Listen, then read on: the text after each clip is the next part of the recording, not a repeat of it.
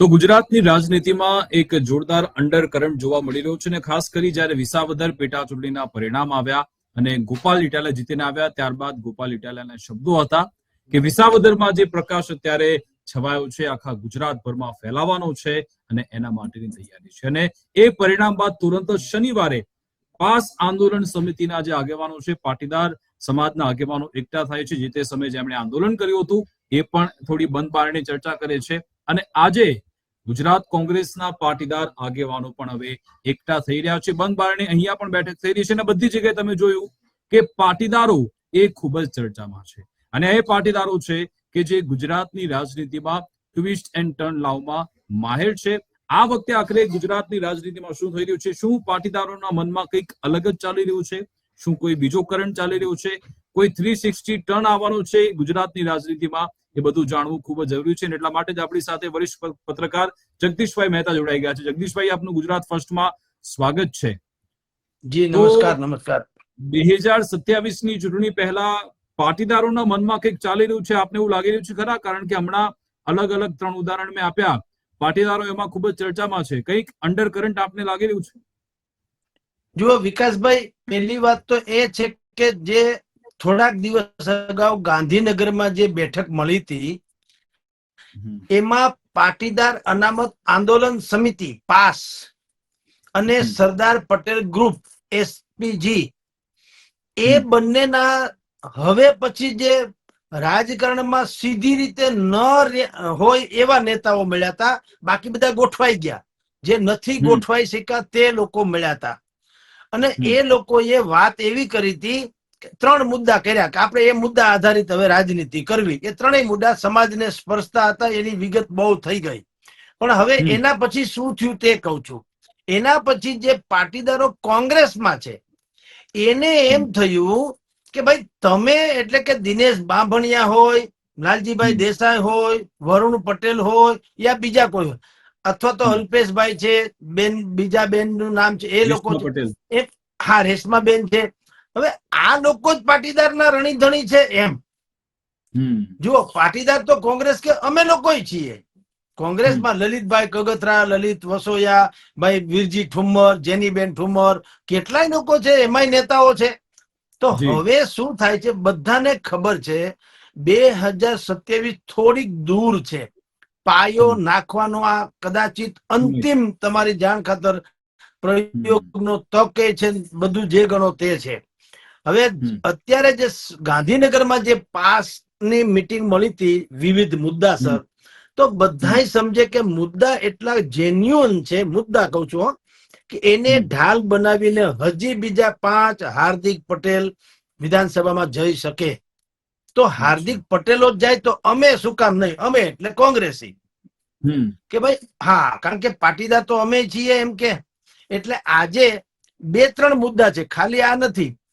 એક મુદ્દો આ છે, એક બીજો મુદ્દો કોંગ્રેસના હવે પછીના પ્રમુખ તરીકે કોઈ પાટીદાર હોવા જોઈએ એ મુદ્દો પણ છે. અને ત્રીજો મુદ્દો 27% અનામત જે ગ્રામીણ ચૂંટણીઓમાં વાત છે એમાં દિનેશ બાંભણિયા સહિતના લોકોએ હાઈકોર્ટમાં એવી વાત કરી હતી કે આ 27% જે છે એમાં તમે અધર બેકવર્ડ ક્લાસીસ એટલે કે સવર્ણોને જે 10% અનામત મળ્યા હતા એને પણ તમે આમાં સામેલ કરો, એને લાભ મળે એવું કરો. ગઈકાલે હાઈકોર્ટે એ અરજી હતી એ નિકાલ કરી ફગાવી દીધી. એટલે હવે શું કરવું? એટલે હવે 3 મુદ્દે આજે ચર્ચા છે. પછી ત્યાં જે થાય તે, હજી અત્યારે મીટિંગ ચાલુ છે અને બધાના ફોન પણ લાગતા વળગતા અને આડાવડા મૂક્યા છે. એટલે કોઈનો સંપર્ક તમે ન કરી શકો કે અંદર શું છે. પણ બેઝિકલી જાણવા મળ્યા મુજબ આ 3 મુદ્દા છે કે આ 3 મુદ્દે આપણે શું કરવું.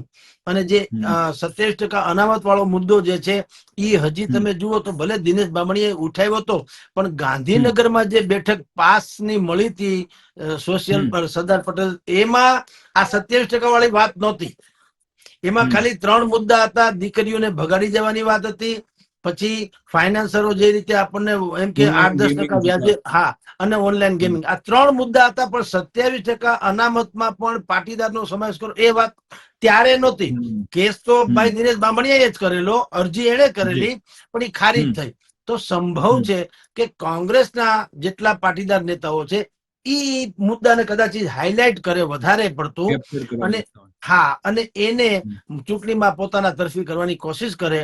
બાકી જી. પાટીદારોને, હા, બાકી પ્રમુખ જે કોંગ્રેસના પ્રમુખ થવાની વાતો છે એની પણ ચર્ચા એટલે હોઈ શકે. ત્યાંથી જી, આ એક ચર્ચા જગદીશભાઈ એ જ થઈ રહી છે કે પાટીદાર એક નેતા હોય જેને કોંગ્રેસની કમાન સોંપવામાં આવે, ત્યારે ગુજરાત કોંગ્રેસ અને ગુજરાત ભાજપ આ બંનેના પ્રદેશ પ્રમુખ નિમાવાના છે. ભાજપે તો આખા દેશભરમાં લગભગ હમણાં આપણે જે વાત કરી રહ્યા છે ત્યારે 5 જેટલા પ્રમુખ તો નિમાઈ પણ ગયા. હમણાં મહારાષ્ટ્રના નવા પ્રમુખ પણ ભાજપના નિમાઈ ગયા છે, મધ્યપ્રદેશના પણ આવી રહ્યા છે, ગુજરાતના પણ આવી જશે ગમે ત્યારે. કોંગ્રેસમાં અત્યારે એક એવો મોરચો ખુલી રહ્યો છે કે અત્યાર સુધી આપણે ઓબીસી પ્રમુખ નિમ્યા, પહેલા સિદ્ધાર્થભાઈ પટેલ પણ હતા પ્રદેશ પ્રમુખ તરીકે. આ વખતે શું જો કોઈ પાટીદાર નેતાને પ્રદેશ કોંગ્રેસની કમાન સોંપવામાં આવે તો શું કોંગ્રેસને કોઈ પરિણામ જોવા મળી શકે, અથવા તો કઈ રણનીતિ આ બધા નેતાઓના મનમાં ચાલી રહી છે, શું એમને દેખાઈ રહ્યું છે ભવિષ્ય? જુઓ, અત્યારે કોંગ્રેસમાં શું ચાલે છે કે પાટીદાર જે છે એની ઉપર બહુ લાંબો પ્રેમ નથી, પણ ઈ કાવડિયાની વ્યવસ્થા ઈ કરી શકે એમ છે. જો પક્ષ ચલાવવા દર મહિને 30-40 લાખ રૂપિયા જોઈએ. ગુજરાત પ્રદેશ કોંગ્રેસનું કાર્યાલય જે છે રાજીવ ગાંધી ભવન અમદાવાદનું, ત્યાંથી ઓર્ડર છૂટે કે ફલાણા કાર્યક્રમ કરવા છે, કોઈ કાર્યક્રમ મફત થતા નથી. તો હવે એવા લોકોની શોધમાં છે ભારતીય કોંગ્રેસ વાળા કે ભાઈ કોઈ એવો વ્યક્તિ આપણો પ્રમુખ બને જેમાં એક તો બહુ મોટી કોમ્યુનિટી જેમ કે પાટીદાર, તો એ કોમ્યુનિટીને પણ એમ કહી શકાય, મેસેજ આપી શકાય કે ભાઈ તમારા જે છે વડીલોને અમે પક્ષના પ્રમુખ બનાવ્યા. અને એમાંય પાછો એવા નેતા કે જે ફંડ જે છે મેનેજ કરી શકે, ઉદ્યોગકારો પાસેથી, લોકો પાસેથી, ગમે તે એના જે કઈ છેડા હોય પોતીકી શાખે હોવી જોઈએ ને. એટલે એવી કોઈ વ્યક્તિ હોય જેની શાખે હોય, ધાક તો ઠીક, શાખ પણ હોય અને મેનેજમેન્ટ કરી શકે, તો એના માટે પણ આજે ચર્ચા છે.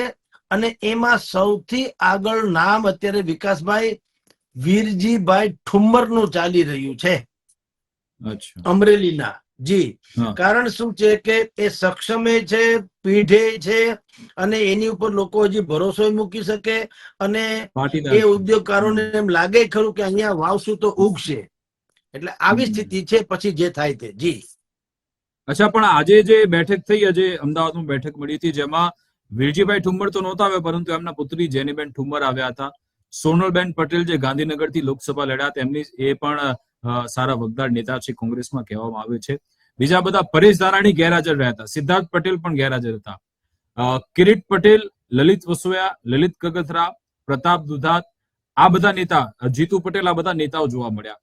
તો શું આમાંથી કોઈ એક નામ, વીરજી ઠુમ્મર તો આપણે નામ કહ્યું, પરંતુ આ બીજા નામમાંથી કોઈની શક્યતા એવી લાગી રહી છે આપને પ્રમુખ પદ તરીકે?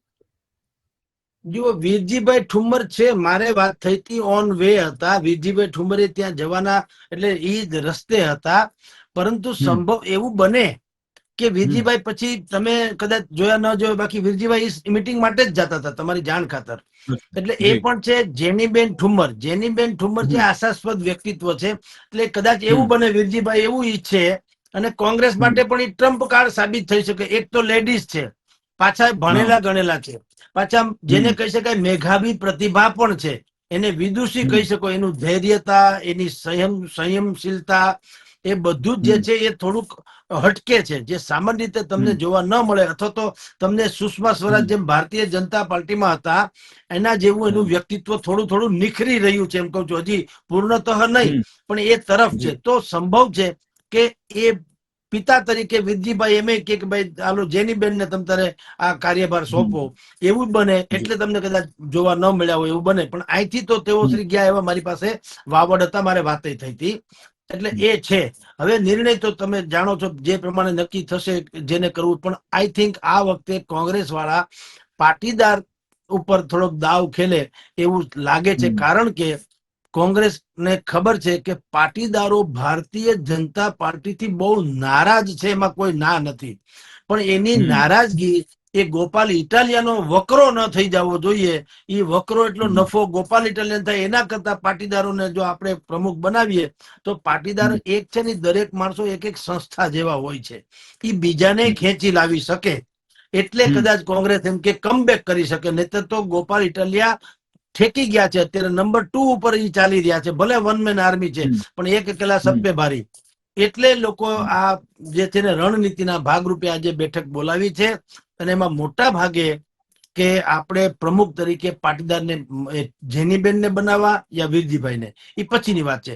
પણ કોઈ પણ પાટીદાર ચહેરો હોય તો ચાલે એવા મનામંથન માટે ત્યાં મળ્યા છે. જી અચ્છા, આમાં દારોમદાર પછી રાહુલ ગાંધી પણ છે, મલ્લિકાર્જુન ખડગે, કે એ આખરે નિર્ણય શું લેશે? હમણાંથી તમે જો છેલ્લા 1-2 સપ્તાહના જ રાહુલ ગાંધીના સ્ટેટમેન્ટ એમના પોતાના હેન્ડલ પરથી જે વિડીયો મૂકવામાં આવ્યા, તો એમનો ભાર એમ છે કે હું સામે જોવા માંગુ છું કે SC/ST ના જે ઉમેદવારો છે અથવા તો એવા નેતાઓ આગળ આવવા જોઈએ, એમને તક વધારે મળવી જોઈએ. એવા ઘણા બધા વિડીયો તમે જોયા ને એમની રાજનીતિ પણ એ રીતની આપણને જોવા મળી કે જે સંસદમાં પણ તેમણે મુદ્દો ઉઠાવ્યો હતો કે જેટલા 90 જેટલા જે મુખ્ય સેક્રેટરી છે એમાંથી મોટા ભાગના સવર્ણો છે, SC/ST કોઈ જોવા નથી મળી રહ્યા. આ રીતના તેમના રિપીટેશન વાળા સ્ટેટમેન્ટ હોય છે.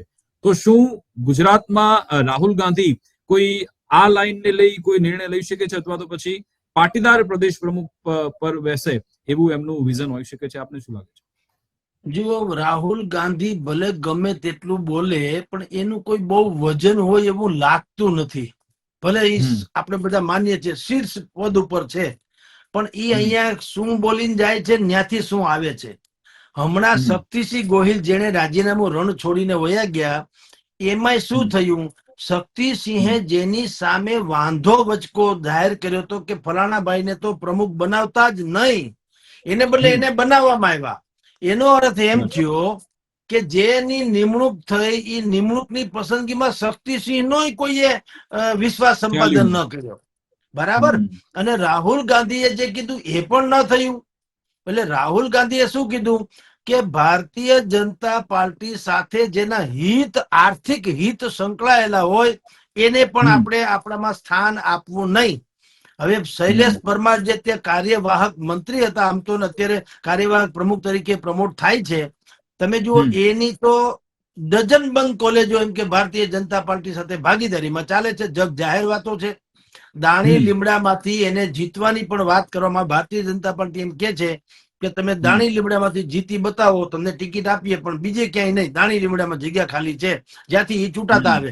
પણ હવે ત્યાં ચૂંટાવાની સંભાવના ઓછી છે, કારણ કે અત્યાર સુધી એ જે સીટ હતી એ સીટમાં કંઈક ફેરફાર થાય એમ છે. હવે માઇનોરિટીઝ થી માંડીને બીજા કોઈની બને એમ છે ને એમાં કદાચ શૈલેષભાઈ પરમારનો મેળ પડે એમ નથી. એટલે એ જવું થઈ રહ્યા છે ભાજપમાં અને નથી ગયા, સમજો. એવું પાછું કોંગ્રેસના જ લોકોએ હાઈકમાન્ડને કીધેલું, આપણે નથી કહેતા. તો જેની કોંગ્રેસની બી ટીમ હોવાની ફરિયાદ છે એ તો અત્યારે કાર્યવાહ છે. તો એમાં રાહુલ ગાંધીનું ક્યાં કશું ઉપજ્યું મને કયો? એને તો કીધું તું કે કેટલાક લંગડા ઘોડા છે, કેટલાક રેસના ઘોડા છે, કેટલાક લગ્નની બગીમાં ખપી લાગે એવા છે, પણ લગ્નની બગી વાળા જે હોવા જોઈએ એ અત્યારે રેસમાં છે. રેસમાં જે હોવા જોઈએ લગ્નની બગી તરીકે છે, ને કેટલાક લંગડા ઘોડાય છે. પણ એ બધાને 5-50 ને કાઢી મૂકો હોય તો કાઢી મૂકશું. ક્યાં કોઈને કાઢી મૂક્યા? એક હિંમતસિંહ ને બાત કરો, હિંમતસિંહ પટેલ અમદાવાદ, એને બાત કરો તો અત્યારે એને જે નિમણૂક કરી છે સોનલબેન જે અત્યારે છે અમદાવાદ શહેરના પ્રમુખ બન્યા, એ પણ એ તો બધા જ માને છે કે હિંમતસિંહ જૂથના છે. એટલે કાઢવાની વાત આવી તો થયું નથી. એટલે સવાલ એ છે કે રાહુલ ગાંધી કે છે એવું કઈ થતું નથી, પ્રદેશના પ્રમુખ માને છે એવું કઈ થતું નથી. શક્તિસિંહ સ્વયં આપણે કહીએ છીએ એમ કે એ જેટલા 33 જિલ્લા છે 2.5 વર્ષના કાર્યકાળમાં એ માંડમાંથી 10-15 જિલ્લાની મુલાકાતે ગયા હોય તો, અને એ પણ પ્રેસ કોન્ફરન્સ ને ટ્વિટર બીટર ને એવું બધું ઓનલાઈન, એમ કાર્યકરોને બાય હાર્ટ મળવું, એની વિગતો જાણવી, જનતાની અપેક્ષા શું છે એ પ્રમાણે કાર્ય કરવું, એવું શક્તિસિંહે પણ કાંઈ કરી શક્યા નહીં. પોતાના સમૂચા કાર્યકાળ દરમિયાન શક્તિસિંહ કોંગ્રેસનું માળખું પણ ગોઠવી શક્યા નહીં. ભાજપને તોડવું ને આમ આદમીને પાછળ છોડવું એ તો જુદી વાત છે. પોતાનું માળખું ગોઠવી ન શક્યા. અને એને જયારે રાજીનામું આપ્યું તે પહેલા 2 દિવસ પહેલા જાહેરાત થઈ જિલ્લા પ્રમુખોની, એમાં એનું કઈ ઉપજણ થઈ નહીં. એટલે કોંગ્રેસની નાવ હાલક ડોલક છે.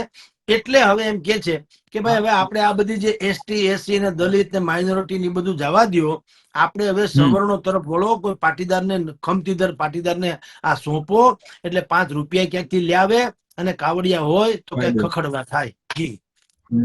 અચ્છા, તો આમાં ગુજરાતની વાત કરીએ ભાજપના પ્રદેશ પ્રમુખની, તો એ તો જાહેર થશે ને પછી એના પર સૌની નજર પડશે શું થવાનું છે. બીજી બાજુ કોંગ્રેસના જે પ્રમુખ પદ છે એમાં આપણે તમે ઘણા બધા નામ અગાઉ પણ જણાવી ચુક્યા છો કે પાટીદાર, ભલે વિરજી ઠુમરનું તમે નામ ગણાવ્યું, કદાચ શૈલેષ પરમારનું નામ પણ ચાલી રહ્યું છે. આ બધાની વચ્ચે પાટીદારોના મનમાં શું ચાલી રહ્યું છે આપ એ કરી શકો ખરા? પાટીદારો કોઈ બીજો ટર્ન લઈ શકે છે ખરા? જે રીતે ભલે તમે જે આ ગાંધીનગરમાં પાસના આગેવાનો મળ્યા, એમનો પોતાનો પણ એક દેશ છે અને સમાજમાં એમની ધાક છે. દિનેશ ભામડિયા, આ લાલજીભાઈ પટેલ, આ વરુણ પટેલ, આ અલ્પેશ કથિરિયા, એ બધાનો એક પોતાનો વર્ગ છે. તો એ લોકોના મનમાં કંઈક બીજું કંઈક ચાલી રહ્યું છે ખરા આપને એવું લાગે છે? અને એની અસર 2027માં પડી? ભલે એક ઇન્ટેક્ટ વોટ બેંક છે ભાજપની આ પાટીદાર વોટ બેંક, પરંતુ કદાચ એમાં પણ કોઈ ભાગલા પડે એવું આપને દેખાઈ રહ્યું છે ખરા નજીકના ભવિષ્યમાં? આમ તો મિત્ર ભાગલા પડેલા જ છે એમ કે તો ચાલે. ગાંધીનગરમાં બેઠક થઈ ઈ ભેગી તો ડખાની જ મેટર આવી ને, સૌથી મોટી ડખો થયો ઈ જ મેટર આવી. જે 3 મુદ્દા મહત્વના હતા એ મુદ્દા કરતા તે બાકી ત્યાં ભાઈ ઓલા જયેશભાઈ પટેલ ને શું કામ ન બોલાવવાની, હાર્દિક પટેલ ના માણસ હતા ને એને નોતરા નથી અપાણા ને એવી કેટલાય ડખા પિંજણ થયા. બરાબર. શાંતિભાઈ જે એક હતા શાંતિભાઈ, તો શાંતિભાઈ ને કેમ ન બોલાવે એમાં આખી અશાંતિ થઈ ગઈ. તો ભાગલા તો બે ધડક થઈ ગયા છે.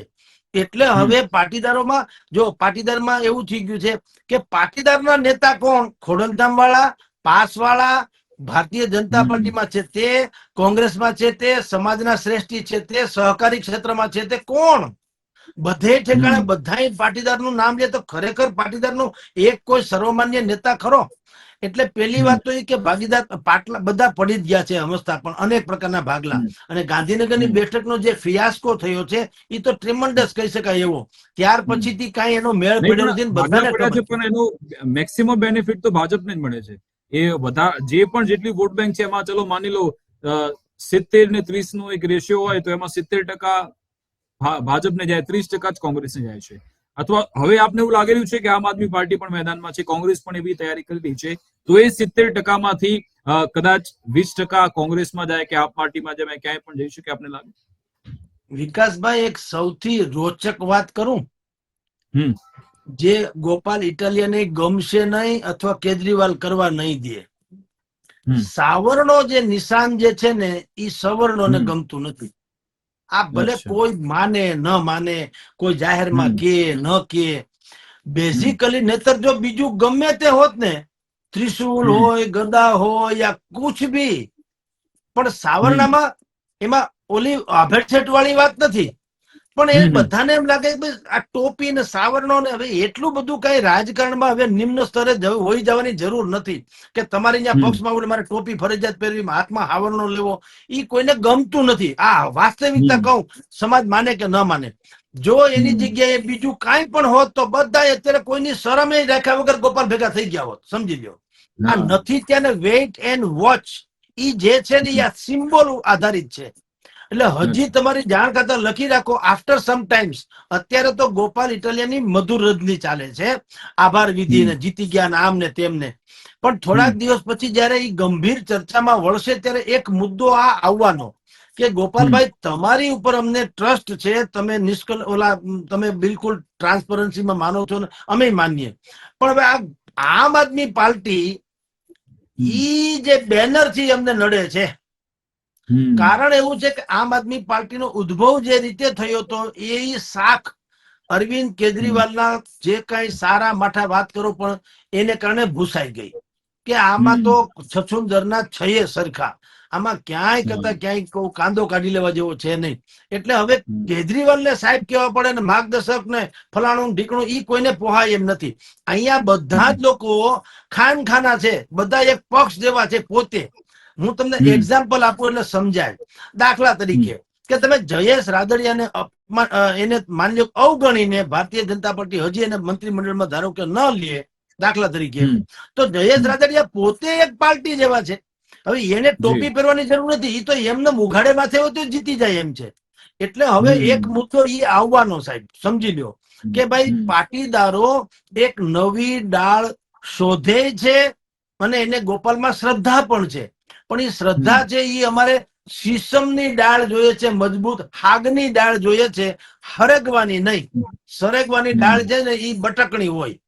એટલે આ ટોપી જે અમને ફાવતી નથી, આ પાટીદારોની વાત કરું યા બીજા કોઈ સવર્ણોની વાત કરું, એક જો સિમ્બોલ ફરી જાય ને આગળ કોઈ પણ નામ XYZ રાખે ને, સરદાર પટેલ પાર્ટી દાખલા તરીકે વાત કરું છું, સરદાર પટેલના નામે કોઈ પણ પાર્ટી રાખે, તમારી જાણ ખાતર જેમ લાઇટમાં જીવડા આવે ને, ના પાડો તો મરી જવું કુરબાન છે, પણ લાઇટમાં ભટકાઈ જવું છે, એમ લોકો આવી પડે એમ છે.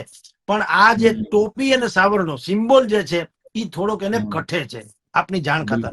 એટલે એ મુદ્દો અત્યારે પાટીદારોમાં સૌથી મોટો ચર્ચાનો મુદ્દો છે. જી એટલે એટલા માટે જ તમે જે ગોપાલ ઇટાલિયાનું ઉદાહરણ આપ્યું, કદાચ કોંગ્રેસના પાટીદાર નેતા પણ હમણાં સમજી ગયા છે વિસાવદરની ચૂંટણી બાદ કે કદાચ પાટીદારોનું મૂળ બદલાયો છે અને એનો લાભ આપણને મળી શકે છે. આમ આદમી પાર્ટી પૂરેપૂરો લાભ ન લઈ જાય, એટલે આપણે એમાંથી જેટલું મળે એટલું બધું લઈ લઈએ. શું એ રણનીતિ સાથે કોંગ્રેસના નેતાઓ આગળ વધી રહ્યા છે? બિલકુલ સાહેબ વિકાસભાઈ, બિલકુલ એ જ રણનીતિ છે. ભાઈ આપણે પાટીદારો છીએ તો પાટીદારોનો ઠેકો લઈને અમુક લોકો જો હાર્દિક પટેલની જેમ જો ધારાસભ્ય થઈ જતા હોય તો આપણે છીએ શું? હવે પાટીદારોના કોંગ્રેસના પાટીદારો નડે છે, હું કોંગ્રેસ નડે છે. જુઓ આ બધું બહુ સમજવા જેવું કહું છું. પાટીદાર કોઈને નડતા નથી, પાટીદારોને કોંગ્રેસ નડે છે. અને આમ આદમીમાં જવામાં એ પાછું એને પાર્ટીનું બેનર નડે છે. જો પાટીદારો કોંગ્રેસ એની ઉપરનું લેબલ હટી જાય તો અનેક પાટીદારો આજની તારીખે જીતી જાય. એ પછી XYZ પાર્ટી હોય એ જવા દો, પણ કોંગ્રેસ કારણ કે એનું પેપર પોલિટિક્સ એ નથી રહ્યું, એ ખાલી પેલેસ પોલિટિક્સ, ઓફિસ પોલિટિક્સ રહ્યું છે. તો એમાં કાંઈ કોઈને રસ નથી. તમારે શિકાર કરવો હોય હરણાનો ત્યારે તમે બોર્ડમાંથી જેમ સિંહ બહાર નીકળે એમ તમારે હાવ ચૂંટણી ટાણે બહાર નીકળો, કોઈ તમને શું કામ મત આપે? મત માટે તમારે મહેનત જે કરવી જોઈએ, કોંગ્રેસમાં એ આખી ખતમ થઈ ગઈ પેઢી કે જે લોકોની વચ્ચે રહેતી મહેનત કરતા હતા. ઉદ્યમેન હિ સિદ્ધ્યંતિ કાર્યાણી ન મનોરથે હિ નહીં સુપ્તસ્ય સિંહસ્ય પ્રવેશ્યંતિ મુખે મૃગાહ. સિંહના મોઢામાં હરણા ન આવે, તમારે શિકાર કરવા બહાર નીકળવું પડે. તો કોંગ્રેસે એ નહીં કર્યું એટલે કોંગ્રેસમાં તો પાટીદારો જે છે એ પણ હારી જાય છે, સારા હોવા છતાં હારી જાય છે કોંગ્રેસને કારણે. હવે ઈ બધા પાટીદારનો ફાલ જે અત્યારે અહીંયા ભેગો થયો છે ઈ એમ કે છે કે આપણે આમને આમ સહન કરવું કે કંઈક નવું કરવું. એટલે આ બધું મનોમંથન, ગુજરાતની રાજનીતિ બહુ બિલકુલ લચીલા પરિસ્થિતિમાં આવ્યા છે, બહુ સેન્સિટિવ ઝોનમાં છે અત્યારે ગુજરાતની આખી રાજનીતિ. કારણ કે દરેકને કોઈને કોંગ્રેસ તરફથી કોઈને ભાજપ તરફથી અસંતુષ્ટ છે, હાસ્યામાં ધકેલાઈ ગયા છે અને એ લોકો ઈચ્છે છે કે ક્યાંક એવું સલામત આપણને એક છત્ર મળે જ્યાં ભેગા થઈ શકીએ. આ પાસ અને SPG ગ્રુપની મીટિંગ હતી, શું હતી એમાં હાર્દ તો આ જ હતું કે કેટલાક લોકો આમ આદમીમાં છે, કેટલાક કોંગ્રેસમાં છે, કેટલાક ભાજપમાં છે. એ બધું જવા દો, એ એમ કે છે કે આપણે 5 છીએ પણ 5 અલગ અલગ હોવાને કારણે આપણે કાંઈ આંગળા ચાટવા પડે છે, આંગળા ચાટે પેટ ન ભરાય. એના કરતા 5 જો ભેગા થઈ જાય તો કોળીઓ મોઢામાં જાય તો આપણો મેળ પડે. એટલે બધા કે એક થઈ જાવ. એવું હવે કોંગ્રેસમાં ચાલે છે. કોંગ્રેસ એમ કે છે કે પાટીદારને યા તો ભાજપ યા ભાજપની બી ટીમ કયો અથવા તો આ હાર્દિક પટેલ જેવી કયો, ઈ લોકો હાઈજેક જો આખા પાટીદાર સમાજને કરી જાય તો આપણે પાટીદાર નથી, આપણે એટલે કોંગ્રેસી. એટલે ઈ લોકો કે છે કે ભાઈ આપણે પણ બધા છીએ તો સમાજને કયો કે જેથી કરીને ગોપાલ મહિના હોવાઈ જાય ને બીજા હાર્દિકે પેદા ન કરે. આવી બધી મનોમંથન ચાલે છે. હવે ઈ મનોમંથનના અંતે શું નીકળે ગોરસ એ તો 2-3 દિવસમાં ખબર પડશે. જી બિલકુલ સાહેબ, અંતિમ પ્રશ્ન કે શું આવનારી જે રાજનીતિ છે અથવા તો 2027 સુધી પાટીદારો જ ચર્ચામાં સેન્ટરમાં રહેવાના છે કે પછી બીજા અલગ અલગ સમાજ છે, કોળી ઠાકોર સમાજ, દલિત સમાજ, મુસ્લિમ સમાજ, રાજપૂત ક્ષત્રિય સમાજ, શું આ બધાની પણ એટલી જ વેલ્યુ રહેવાની છે? આ બધા જો ઇન્ટેક થઈ જાય તો શું એ પાટીદારને ડાયલ્યુટ કરી શકે ખરા, અથવા તો પાટીદારનું જ વર્ચસ્વ રહેશે રાજનીતિમાં? ના, વર્ચસ્વ નહીં રે, બીજા આવશે. ખાસ કરીને OBC, કોળી થી માંડીને જેટલા OBC માં 170 નાની મોટી પેટા જાતિઓ પણ આવે છે, જ્ઞાતિ જાતિ. તો એ OBC ફેક્ટર પણ બહુ મોટું કામ કરશે. તમે જો ઉમેશ મકવાણાએ શું કીધું બુદ્ધિપૂર્વક, આમ આદમી પાર્ટીને છોડતી વખતે એને કીધું કે ગોપાલ ઇટાલિયા, હા એને કીધું અને કોળી સમાજ જવાબ આપશે એમ કીધું ને. એટલું જ નહીં, ગોપાલ ઇટાલિયા વિશે એને શું કીધું કે એક સવર્ણને જીતવા માટે જી. થઈને આખી કાયનાત ઉતરી ગઈ હતી ને કડીમાં આપણા દલિત હતા એને જીતાડવા કોઈએ મહેનત ન કરી, એ ઉછીના પૈસા લઈને લડતો હતો. એટલે એને દલિત વર્સિસ સવર્ણ, તમે જુઓ આ શબ્દો જે પ્રયોગમાં આવે ને એ કેવળ પ્રયોગ સંયોગ નથી હોતા, એ પ્રયોગ હોય છે. હા, એટલે બુદ્ધિપૂર્વક હવે એક નવી રાજનીતિ, કારણ કે જે લોકો ઉમેશ મકવાણા જેવા જે છે એને કોઈ ટિકિટ આપવાનું નથી, લખી રાખો. જિગ્નેશ મેવાણી પણ નારાજ ચાલી રહ્યા છે, એને પણ પોતાનું નવું કંઈક ઊભું કરે છૂટકો છે, કારણ કે કોંગ્રેસ નથી ઈચ્છતું કે જિગ્નેશ મેવાણી એવા કોઈ સ્થાન ઉપર આવે જેથી કરીને એની ઉપર માયાવતીની જેમ દલિતના નેતા હોવાની છાપ પડી જાય તો બીજા બધા કોંગ્રેસથી વંચિત થઈ જશે. એટલે ઈ લોકો જિગ્નેશ મેવાણીને આગળ આવવા દેતા નથી. એટલે જિગ્નેશ મેવાણી હોય, ચૈતર વસાવા હોય, ઉમેશ મકવાણા હોય, આ બધા ભેગા થઈને બુદ્ધિપૂર્વક એક નવું જ કંઈક માળખું રચવાની કોશિશ કરી રહ્યા છે, જેમાં માઇનોરિટીઝ, દલિત, આદિવાસી અને ઓબીસી એ બધા આવે તો બૃહદ બની જાય અને પડકારરૂપ તો થાય ને થાય જ. બિલકુલ સાહેબ, જોતા રહીશું કે આ ગુજરાતની રાજનીતિ કેવી કરવટ લે છે, કેવી રીતે યુટર્ન લેતા રહેશે, અને આપની પાસેથી પણ એ તમામ સવાલ જવાબ મેળવતા રહીશું, વિશ્લેષણ કરતા રહીશું. આભાર અમારી સાથે જોડવા બદલ, સમય ફાળવો. જી નમસ્કાર.